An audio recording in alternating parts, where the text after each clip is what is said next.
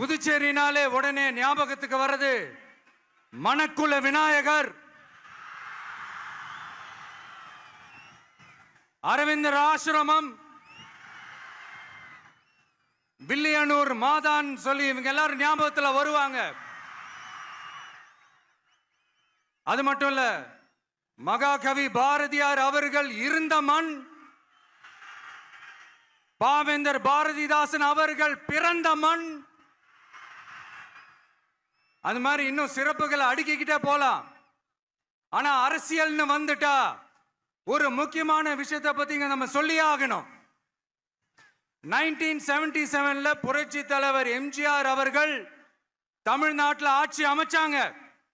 ஆனா அதுக்கு முன்னாடியே 1974லயே இங்க புதுச்சேரியில அவங்களோட ஆட்சி அமைஞ்சது.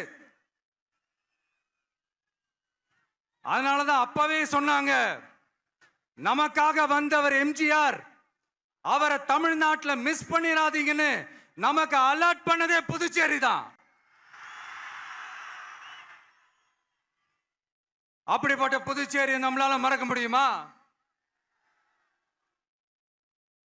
அது மட்டும் இல்ல, இங்க இருக்கிற மக்கள் தமிழ்நாடு மாதிரியே புதுச்சேரி மக்களும் என்ன கிட்டத்தட்ட ஒரு 30 வருஷமா என்ன தாங்கி பிடிச்சுக்கிட்டு இருக்கிறீங்க.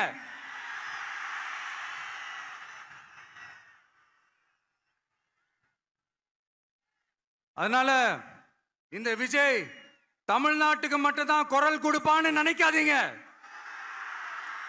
அப்படி பண்ணாத தவறு புதுச்சேரி மக்களுக்கும் சேர்த்து தான் குரல் கொடுப்பான். அது என்னுடைய கடமையும் கூட.